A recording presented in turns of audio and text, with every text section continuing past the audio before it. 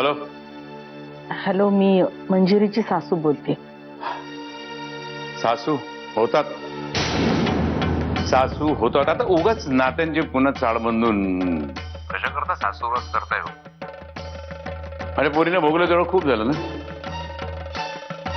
कटुता भरली आहे तुमच्या मनात. अजून पेरलं ना तेच उगवतं. माहिती ना निसर्गाचा नियम तुम्हाला. नाही, आणि तुमची काही चूक नाही म्हणा. मुदळकरांना कुठे सवय आहे काही समजून घेण्याची. एक मिनिट, मी तुम्हाला वेगळ्याच कारणासाठी फोन केलाय. मुद्द्याचं बोलू? ऑफकोर्स ऑफकोर्स ऑफकोर्स, कारण माझ्याकडे तेवढा रिकामा वेळ नाहीये. मला तुम्हाला भेटायचं आणि एका महत्वाच्या विषयावर बोलायचं. मुदळकरांकडच्या कुठल्याही माणसाला भेटण्याची माझी बिलकुल इच्छा नाहीये. आणि भेटून काही बोलावं असं काही आता उरलेलंच नाहीये ना. आणि असंही तुम्ही इथे आलात ना तर माझ्या मुलीला खूप त्रास होतो. हे बघा, महत्वाचं काम नसतं तर मी तुम्हाला त्रास दिलाही नसता.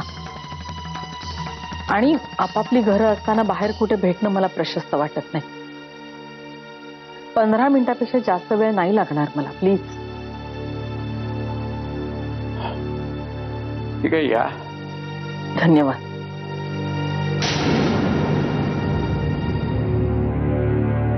कशापायी कशापायी सरनाईक साहेबांकडे जायचं? पुन्हा सौताचा अपमान करून घ्या या. ज्याला काही मान असतो त्याचा अपमान होतो सासूबाई. सरनाईकांच्या मनातून आपण पुरते उतरलो, कारण काही असू दे. आता मी तिथे जातीये ते फक्त प्रियासाठी, तिला काही त्रास होऊ नये म्हणून. सत्याचा संसार मी नाही टिकू शकले. प्रियाचा सावरता येतोय का ते बघते. बाबा, कुणाचा फोन होता का? हो, म्हणजे माझ्या एका मित्राचा होता. नाही पण तसा मित्राचाही म्हणता येणार नाही, ओळखीचा होता तो. आज संध्याकाळी आपल्या घरी होते. ओ, अच्छा. तो संध्याकाळी पुढे बाहेर जाणारच का? नाही. का? नाही, मग जाणार नशील तर जा. म्हणजे मला समजलं नाही. म्हणजे हा जो माणूस आपल्या घरी येणार आहे ना, हा ते हे मल्टी लेवल मार्केटिंगचे धंदे आहेत त्याचे. म्हणजे नाही का असे कोणाकोणाच्या घरी जायचं आणि आपला माल त्यांच्या गळ्यामध्ये बांधायचा, आणि मग त्यांना सुद्धा ते सेल्समन होण्याचा आग्रह करतात ना ते. म्हणजे तू जर घरी असतीस ना तर मग तो तुला सुद्धा पिडेल ना उगीच. काय बाबा तुम्ही पण, हवं तर मी आत थांबेन ना. अगं, तर अशी किती वेळ थांबणार आहात तू? ही असली माणसं असतात ती तास तासभर सुद्धा थांबतात ना. मग मी सुद्धा काय उगीच आता आग्रह पडला कंपल्सरी मी विकतचं दुकानात घेतो. पूर्णाबाई, पूर्णाबाई. अहो बाबा, आता तुम्ही त्यांना कशाला हात देताय? हात दिला ती साहेब? हो, काय की मनूला जरा बाहेर जायचंय, तर तुम्ही तिच्या बरोबर जा. चालेल की. तसं बी शुभ्रासाठी कापड आणायची झाली आहेत साहेब. बघता बघता ना तुमच्या उंचीची होईल बघा. हा हो, बघतो नाही बघतो. मी शुभ्राला तयार करते. हा, बाबा काय आहे? त्यांना कशाला उगीच तुम्ही? अरे तिचं कामच आहे ते. आय एम सॉरी मनू, तुला असं वाटत असेल ना की मी तुला घरावर पिटाळतो म्हणून. असं माणूस आहे ना, त्याची नजर खूप खराब आहे, वाईट. आणि मला वाटत नाही की त्यांनी शुभ्राला बघावं.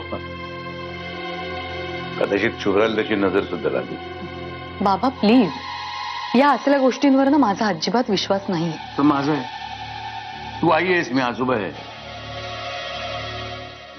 बरं, जातो आम्ही. बाहेर फेरफटका मारल्यावर मलाही जरा बरंच वाटेल. आलेच मी.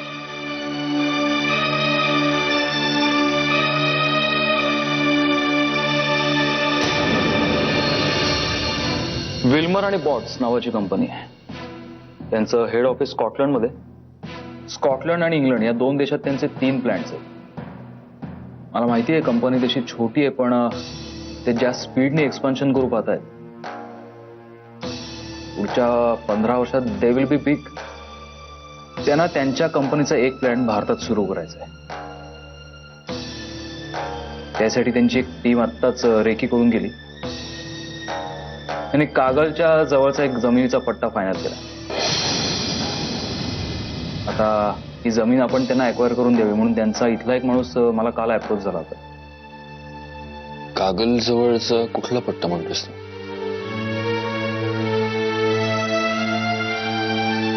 हे बघ तिथे जमीन. तुला माहिती आहे, आपण मागे जाऊन आलोय तिथे. हा पट्टा? अरे पण विहंग, ही सगळी ओसाडीची जमीन आहे. लांब लांबपर्यंत पाण्याचा एकही सोर्स नाही. त्यांना प्लांट उभा करायचं म्हणजे तिथे बांधकाम करावं लागेल. आणि सत्यजित, मला ते सगळं माहिती आहे. अरे म्हणून तर इतकी वर्ष हा पट्टा तसाच पडू नये. त्यांना त्यांच्या प्लॅनसाठी हा जमिनीचा पट्टा योग्य वाटतोय. आपलं काम काय, आपण त्यांना ही जमीन मिळवून द्यायची आणि आपले पैसे वाजवून घ्यायचे, बस. पुढे त्यांनी त्या जमिनीचं काय करावं आणि काय करू नये हा त्यांचा प्रश्न आहे. तसं नाही विहंग, पण सत्यजित, गेल्या 15 दिवसात आपल्याकडे आलेलं हे एकमेव नवीन काम आहे. आणि तुला माहितीये, दादाने आधीच सगळ्या जमिनी चढ्या भावाने विकत घेऊन आपलं नाक दाबलं. आता काही कृणी कोंडी फोडावी लागेल, नाहीतर आपण गुदमरून जाऊ. आणि माझ्या मते देवानं आपल्यासाठी पाठवलेली ही एक संधी आहे. तुला खात्री आहे ही कंपनी जेन्युइन आहे? वेबसाईट म्हणून मी दाखवू का? नाही म्हणजे मी बघेनच नंतर. पण विहंग, सत्यजित, मला काय वाटतंय, आपण सध्या या शंका कुशंका काढत बसण्यापेक्षा आपलं काम करावं. हो सॉरी.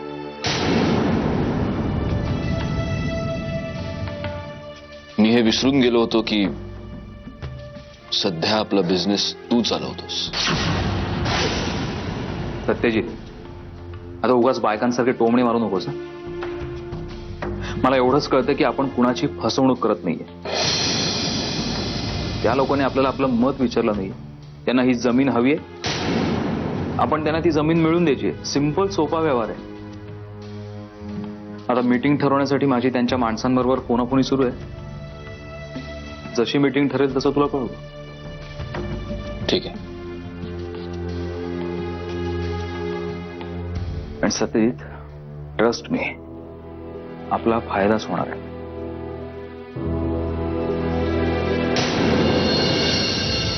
तुम्ही मला समजावून सांगताय का धमकी देताय? तुला जे समजायचं ते समज, पण मी इथं असेपर्यंत प्रियाचे कान भरलेच याद राख. ती आल्यानंतर मला कोणता बी तमाशा न गय. अहो आत्या, मी इथे ओरडून ओरडून सगळ्यांना सांगते की प्रियाच्या कानावर यातलं काहीही जाऊ देऊ नका, तर तुम्ही उलट माझ्यावरच काय ओरडताय? तिला काय बी सांगायची गरज नाही. तिला समद ठाव आहे. काय? वय मॅच फोन करून तिला सांगितलं. ती इथं आल्यानंतर तू काहीतरी बरळशी आणि तिचा गैरसमज होईल म्हणून सांगितलं. झाला तेवढा घोळ पुरं झाला. आणि एक गोष्ट लक्षात ठेव, ती आता फक्त आपली प्रिया नाही, ती सुहासरावांची बायको आहे. तिला स्वतःचा संसार आहे, तो करू दे तिला. सत्यजित आणि तिच्यात जे काही नातं होतं ते तू बी विसर. आणि आता जास्त वाद नग आणि मुद्दामून कुरापत काढू नगस. तसंही प्रियासारख्या नालायक बाईच्या तोंडी लागायची माझी इच्छा नाहीच आहे. डुसके, तोंड सांभाळून बोल. काय कराल? मुस्काटात माराल माझ्या? मारा. पण आता एक गोष्ट लक्षात ठेवा, प्रिया दिसते तशी नाहीये. आणि वेळ पडली तर मी हे जगाला ओरडून ओरडून सांगेन. हे तू सांगायची गरज नाही. कोण कसं हाय कसं नाही चांगलंच ठाव आहे आम्हाला. अगं तुझ्या पोटात गौरांचं बाळ हाय म्हणून तू या घरात आहे. आता कधीच हकलून दिलं असतं तुला. आणि तुम्ही एक गोष्ट लक्षात ठेवा आत्या, माझ्या इतक्या चुका होऊन सुद्धा ज्या घराने अजूनही मला थारा दिलाय त्या घराच्या विरोधात जर प्रिया कट कारस्थानं करत असेल तर तिच्यासारख्या हरामखोर बाईचा डाव मी यशस्वी होऊ देणार नाही. मग मला या घरातून कुणी हाताला धरून बाहेर काढलं तरी चालेल, पण मी प्रियाला जिंकू देणार नाही. आणि कुणाला माझ्याबद्दल काय वाटतं आणि काय नाही ह्याची पर्वा मी पूर्वीही कधी केली नाही आणि आताही करत नाही.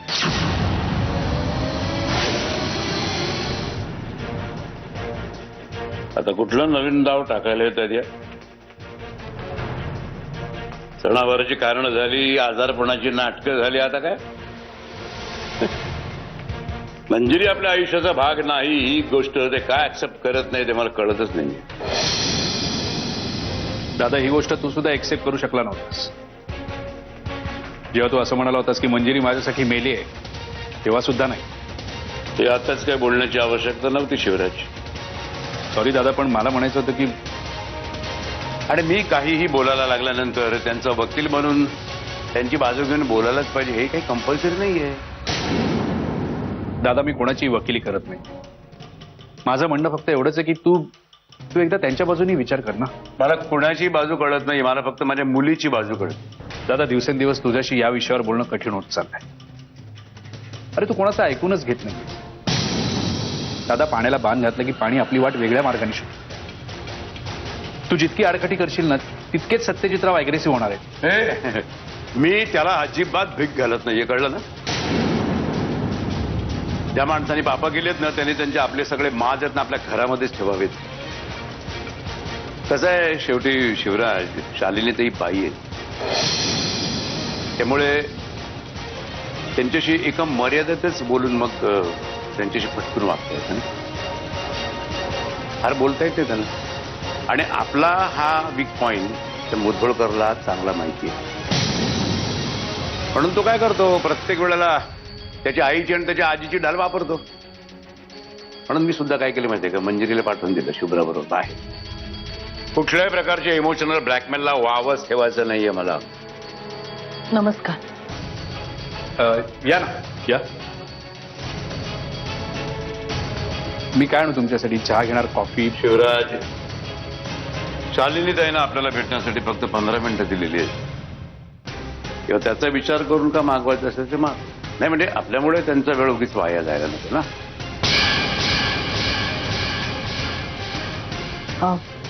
मंजिरी कुठे? मी शुभ्राला भेटू का? मंजिरी शुभ्राला घेऊन बाहेर गेली. शालिनी ते तुमच्या 15 मिनिटातली 2 मिनिटं संपली.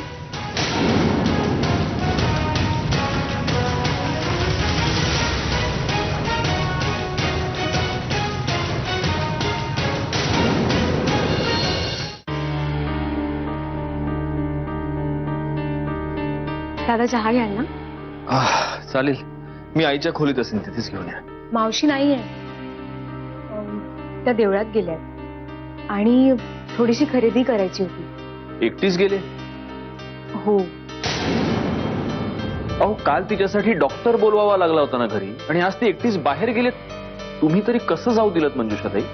सॉरी दादा, पण बियॉन्ड अ पॉइंट मी त्यांना नाही फोर्स करू शकले. बरं, कुठल्या देवळात गेले? मी जाऊन बघतो. नाही, तसं काही सांगितलं नाही, पण त्यांना जाऊन तासभर झालाय, यायलाच हव्या तिथलं. मी पाणी आणते, तुम्ही बसा. दादा, आत्यांना प्रियाचा फोन आला होता. ते दोघे इंडियात परत आले.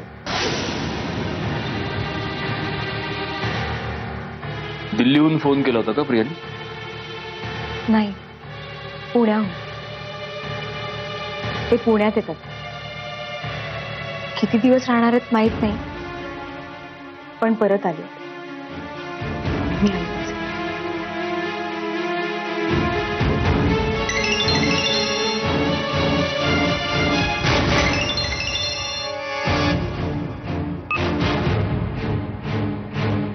बोल विहंग. विल्मर अँड बॉट्सवाल्याने उद्या सकाळी 10ची वेळ दिली आपल्याला. ते रॉयसन इंटरनॅशनलला उतरलेत. आपल्याला तिकडे हॉटेलवरतीच जायचं मीटिंगला. ठीक आहे, जाऊ. मग उद्या सकाळी 9:45 तिथेच भेटूया. Okay, bye bye.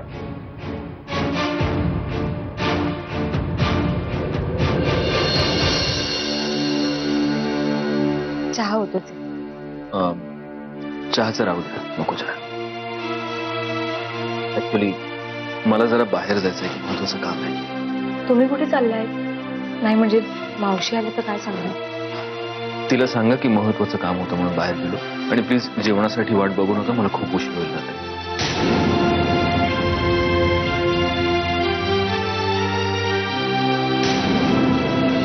मला ते बोलायचे ते बोलण्याचा कुठल्याही आईवर प्रसंग येऊ नये, पण आपल्या मुलाच्या पराक्रमांना वेळीच व्यसन घातली असतीत ना तर हे बोलण्याचे अनेक प्रसंग टळले असते. शालिनीबाई, सरनाईक साहेब, नशिबानं हातात आसूड आला म्हणून वाटेल तिथे फटके मारत सुटू नये माणसाने. एक मिनिट, तुम्ही या सुरात माझ्याशी बोलणार असाल तर मला तुमचं काहीही ऐकायचं नाहीये. आपण येऊ शकता. सरनाईक साहेब, तुम्ही समोरच्याचा असा पदोपदी अपमान करणार. 100 वेळा करणार. शालिनीबाई, एक गोष्ट तुम्ही विसरताय. काही काळापूर्वी याच पृथ्वीराज सरनाईकेने तुमच्या बिनलायकीच्या मुलाच्या पायावरती डोकं ठेवलं होतं, जे बघून त्याची बायको इतकी खचली की तिने तिचे प्राणच सोडले. तेव्हा मानात मानाच्या गोष्टी तुम्ही मला नका शिकवू. दादा प्लीज, हे बघ, जे घडलं ते कटू होतं हे सगळ्यांना माहिती आहे. आपण यांना त्यांचं म्हणणं मांडण्यासाठी इथे बोलवलंय. ते ऐकून घेऊया. उगाच शब्दाला शब्द वाढवण्यात काय अर्थ आहे? ठीक आहे, बोला. सुहासराव तुमचे नातलग आहेत. माझी अशी विनंती आहे की जे काही घडलंय ते तुमच्याकडून कोणी त्यांना सांगू नये. जे काय घडलं म्हणजे काय घडलं? हा हा हा माझी मुलगी तुमच्या नालायक मुलाचं घर सोडून परत आली हे. पण त्याचा सुहासशी काय संबंध? सरनाईक, तुम्ही हा हा हा अच्छा अच्छा अच्छा अच्छा. ज्या मुलीशी तुमच्या मुलाचे अनैतिक संबंध आहेत ती सुहासची बायको आहे.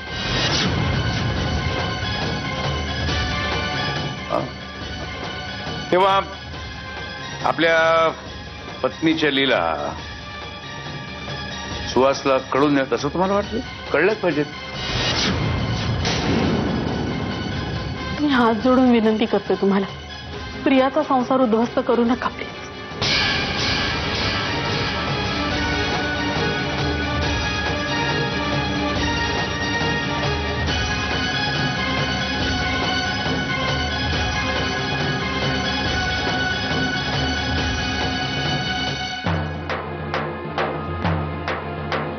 आई, तुम्ही? मंजिरी, मी एक मिनिट हा. मावशी हे घेऊन जाता? हो बाय बाय.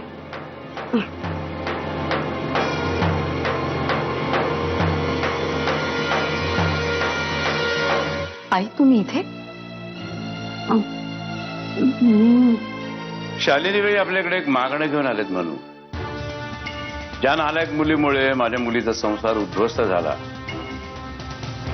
जिच्यामुळे माझ्या मुलीला तिच्या काही महिन्यांच्या मुलीला घेऊन घर सोडावं लागलं, त्या मुलीचं रसभरीत चारित्र्य मी तिच्या नवऱ्याला सांगून. शालिनीबाई, शेकडो लोकांचे बळी घेणाऱ्या अतिरेक्यांसाठी माफीची याचना करणारे महाभारत सुद्धा आपल्या देशामध्ये आहेत. तुम्ही त्यांच्यापैकी एक दिसता. मंजिरी, हे बघ, प्रियाकडून चूक झाली, मान्यच आहे मुळे, पण आता ती सुहासची पत्नी त्याची आहे, त्याच्याबरोबर नेटानं संसार करते. तिचा संसार मोडू न देणं आता तुझ्या हातात आहे. मला माहितीये, मी जे काही मागायला आलीये ते देणं तितकंसं सोपं नाहीये. मनाचा मोठेपणा हवा त्यासाठी. आई, ज्यावेळी शुभ्राचा जन्म झाला त्यावेळी सुद्धा प्रिया माझ्या नवऱ्याबरोबर माझ्याने बोलवत सुद्धा नाहीये. तेव्हा प्रिया आणि सुहासचा साखरपुडा झाला होता ना? आणि तरी सुद्धा तुमचं असं म्हणणं आहे की प्रिया सर्वस्वी सुहासची आहे. म्हणजे त्या रात्री नेमकं काय घडलं ते कोणालाच माहिती नाहीये. डोक्यात राग घालून सत्यजित घराबाहेर पडला, त्याच्या मागोमाग प्रिया बाहेर पडली आणि आम्ही तुला घेऊन हॉस्पिटलला आलो. कदाचित त्या दोघांमध्ये तसं काही. शालिनी बाई, तुम्ही राजकारणात जा. या बोटावरची थुंकी त्या बोटावर किती पटकन सहजपणे करता नाही तुम्ही. त्या रात्री तर दोघांमध्ये काय घडलं माहित नाही. मी सांगतो ना, हो त्या रात्री प्रिया तुमच्या मुलाला हिसाब नीतीमधल्या गोष्टी सांगत बसली होती, दुसरं काही नाही. हा, बस. म्हणजे पदर पसरते, पण प्रियाचा प्लीज आईच्या जागी मानलंय मी तुम्हाला. हे सगळं करण्याची काही गरज नाही.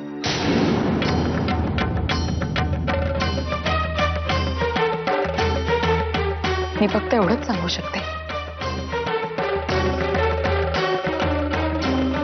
आमच्याकडून स्वतःहून कुणीही सांगायला जाणार नाही. बस, यापेक्षा जास्त मी काहीच करू शकत नाही.